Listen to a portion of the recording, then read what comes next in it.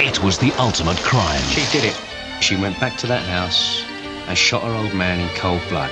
With the perfect alibi. I haven't set foot outside this room since I arrived. But when a pushy crime writer teams up with a master of illusion... I love it. Anything is possible. Clear your mind of all preconceptions. This is more calculated and evil than we imagined. Murder, mystery, and Martin the Jealous Husband. Welcome to the world of Jonathan Creek. Saturday at 8:10 on BBC One. An early finish to the snooker on BBC Two means there's room for an extra programme tonight, starting now, Time Travel in Quantum Leap. Missile in the air, missile in the air. BBC Radio News. An American F-16 jet has been shot down. A dramatic reconstruction of the rescue that stunned the world. An astonishing story indeed. Shot down over Bosnia. Immediately I'm engulfed in the flames. Lost behind enemy lines. There were no safe areas, no friendlies. I was alone. One man's fight for survival. I just prayed, dear God, don't let me die. A 999 special Missing in Action tomorrow at 9:30 on BBC One. Manchester United against Middlesbrough match of the day has the highlights in half an hour. This is BBC One. Now the main evening news with Peter Sissons. Britain's new Minister for Europe meets negotiators from the European Union for the first time after Labour's landslide. Doug Henderson promises a fresh start, with Europe not a threat but an opportunity. Tony Banks gets the call as Minister for Sport as Tony Blair continues to shape his government. And amphibious troops prepare to evacuate British citizens from the Zairian capital as the rebels close in.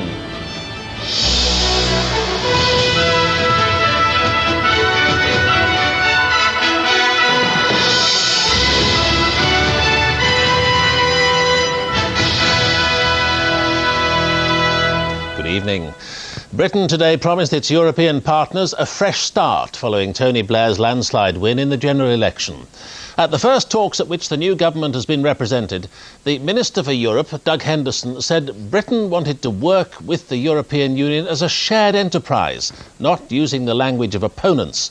And he signalled that Labour would end Britain's opt-out from the social chapter. A likely contender for the Tory leadership, Stephen Dorrell, accused the government of already adding costs to British business and undermining the authority of Parliament. Our Europe correspondent James Robbins was with the new minister as he set off for Brussels this morning.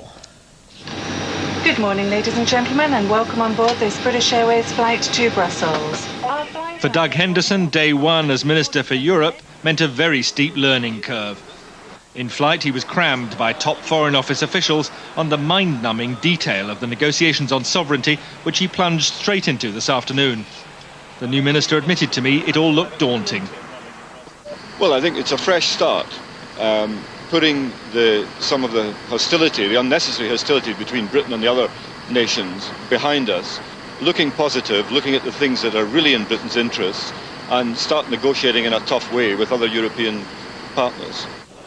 That talk of toughness was very deliberate to ensure other countries don't imagine life after the Tories means Britain's simply a pushover.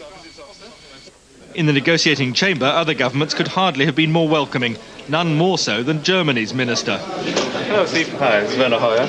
Nice to meet you. Congratulations on this splendid victory. Thank you very much. Hope you'll have a good cooperation. As soon as they sat down, Mr. Henderson set out Britain's new stall.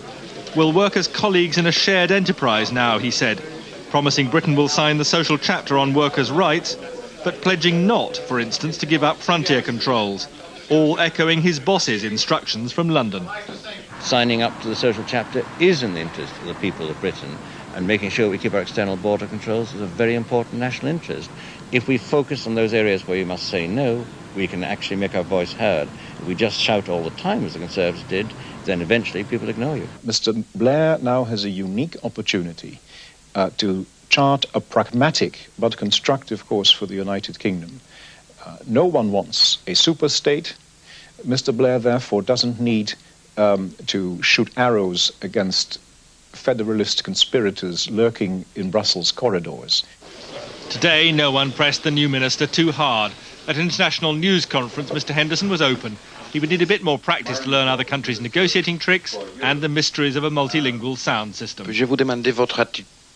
We can't find the appropriate number. I think it's number 2, is it? So other member countries are delighted with day one of Labour in power in Europe, but they want to know much more about what lies behind the rhetoric and to what extent Britain's fresh start brings closer an agreement at the Amsterdam summit in 6 weeks' time on the most controversial issues of national sovereignty and power sharing. To try to find out, the Dutch Prime Minister Wim Kok flies to London on Friday for lunch with Tony Blair. James Robbins, BBC News, Brussels. The CBI has said there's nothing in the social chapter now that will add significantly to the costs of British industry, but that the government must live up to its promise to promote a flexible labour market. Trade unions had wanted Britain to sign up for the measure from the beginning. Our industry correspondent Stephen Evans. Wimbledon is Labour and will stay Labour. Left-wing activists were jubilant today on what they see as day 4 of the new Labour era.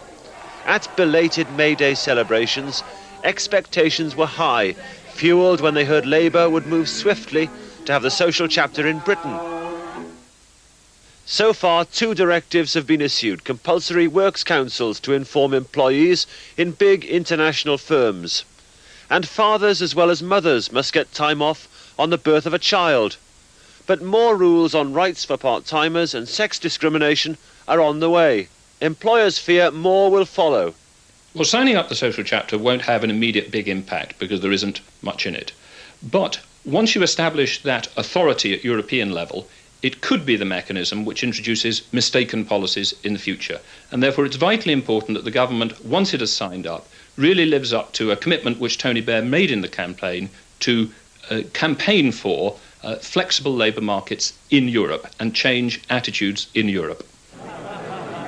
In Jersey, delegates gathered tonight at the first union conference under Labour. They discounted employers' fears. We believe that on the continent, where social legislation has been around for a long time, that it's not been disadvantageous to employers, and they still sell abroad, they still export. We believe it's in the best interest of British workers that they have at least equality with the continental workers. Despite the optimism at union conferences like this one, lawyers say it's not simply a matter of signing up for the social chapter. Existing treaties and protocols have to be undone and then put back together with Britain involved. Lawyers think the social chapter won't apply in Britain until at least 1999. Stephen Evans, BBC News, Jersey.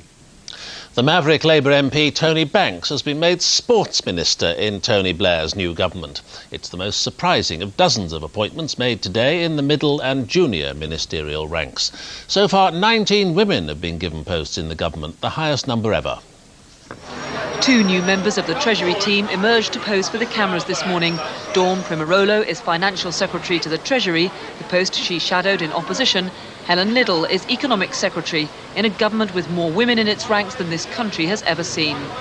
As the Blair family moved into Downing Street, the new Prime Minister was putting into place the team that will be expected to adapt quickly to the transition from opposition to government.